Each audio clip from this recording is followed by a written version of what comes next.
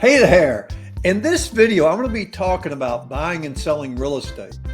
Whether you're a buyer or seller, there's some reasons maybe you should be buying or selling right now. I'm going to give you those bullet points. Some of the things I talk about might apply to you regardless of where you are in this country. You might be in Ohio, New York, wherever you may be. I live in the state of Florida, so a lot of what I'm going to talk about is maybe appropriate for Florida, but it's going to have some general application. Now, I'm going to point out 6 items for buyers, 6 items for sellers, and they do sort of blend together. Now, here's something that you need to understand, though. This market is different than it was in 2021. In 2021 or even 20, people were buying houses without inspections. They were making offers online, doing a lot of different things because the demand was so strong. So if you're a buyer or seller, you have to understand the landscape we're dealing with. Now, before I get into the bullet points, do me a favor, hit that subscribe button, give me a like sign at the bottom, and make sure if you like, leave some comments at the bottom. Look, you may not agree with everything I'm going to say. You may want me to produce a video talking about something else. Please put that in the comments. I do a new video every week, so I really would appreciate you subscribing to my video channel here on YouTube. And now I'm going to get into the bullet points I was talking about. Before I put those bullet points up, let's keep this in mind. The best time to bought a house was probably about 5 years ago. The best time to have sold a house was a year or 2 ago. The second best time to do either of those is right now. Look, real estate's always going up in value. You can't go wrong as a buyer or a seller. It's always a good time.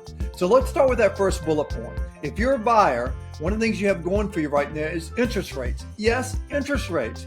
You think they're bad, but they aren't. Look, the interest rates right now are running between 6 and 7%. Let's take a look at this chart here, some historical interest rates. Look at this chart with me, and I'll cover them. So look at this. If you look at back in the 1970s, they started out around 7.31. By the end of that decade, they were at 7.48. In the 80s, they ran from 7.48 up to 9.78. In the 1990s, it went from 10.13 and it finished out around 8.06. The year 2000 comes along. We're at that 8.06 and it finished up at a really low of 5.14 as we got to the end of that decade. 2010 comes along. This is when it gets really good.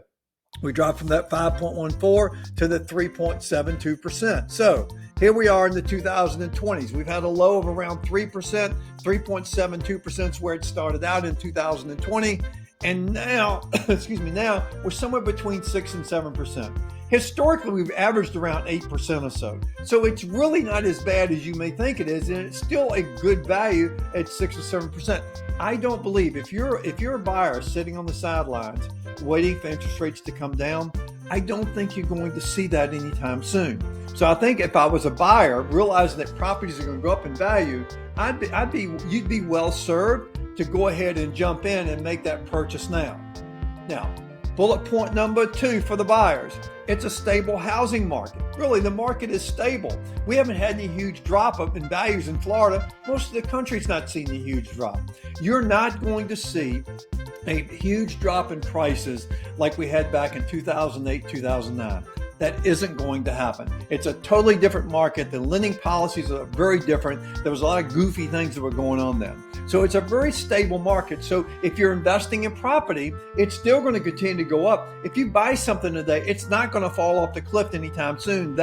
So bullet point number 3 ties right into that. There's pretty high demand out there. So again, high demand is going to cause the prices to keep going up. So again, if you're a buyer, there's still plenty of demand out there.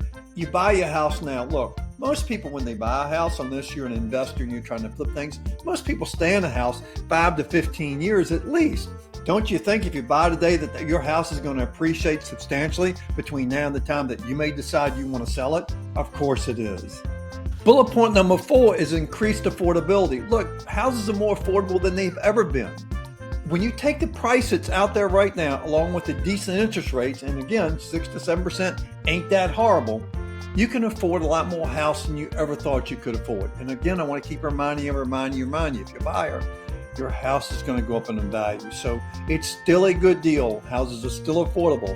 In the state of Florida, all they're going to keep doing is going up in value.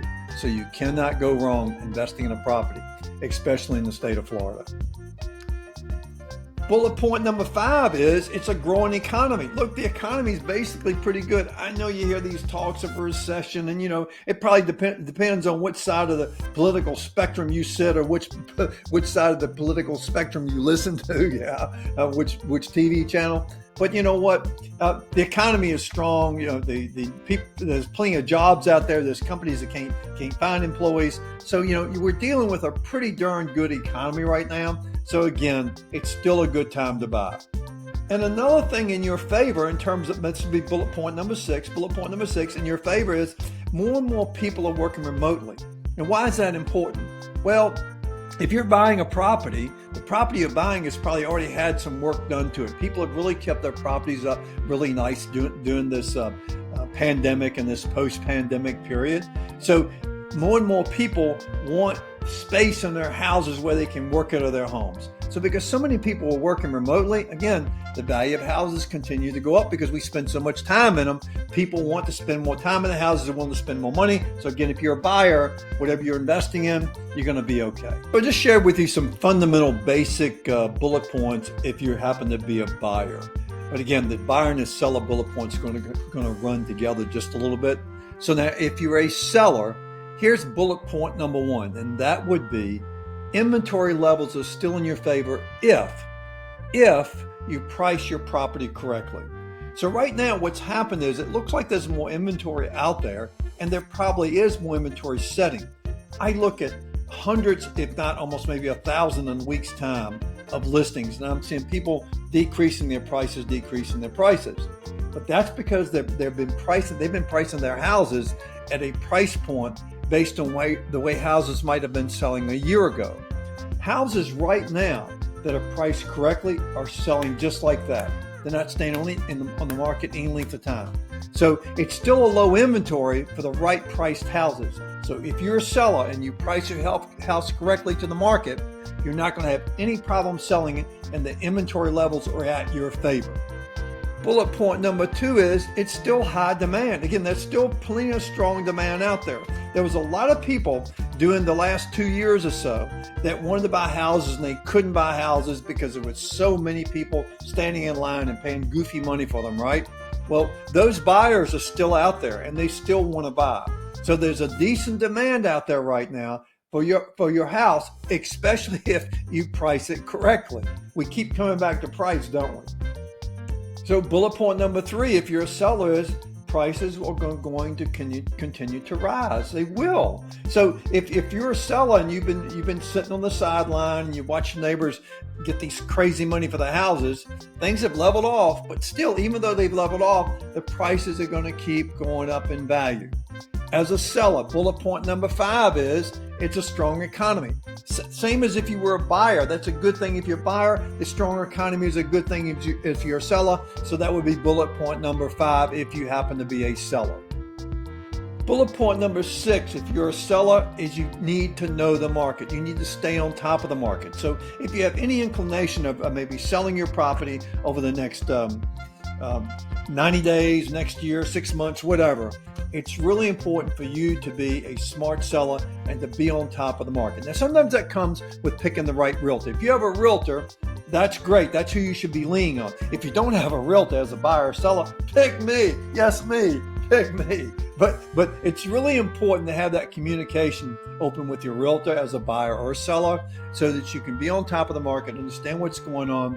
And if you're a buyer looking for that great opportunity, if you're a seller, making sure you price your house right and find the right opportunity. Hey, my name is Tommy Gibbs. Do me a favor again, hit that subscribe button, hit the thumbs up, the like button, and leave me some comments at the bottom. I do a new video every week. And by the way, take a look at this video right here. This video right here will give you some great information about the pros and cons of living in St. Petersburg, Florida, which is a primary area where I happen to work. It's a really cool place, so watch this video. Thanks and have a great day.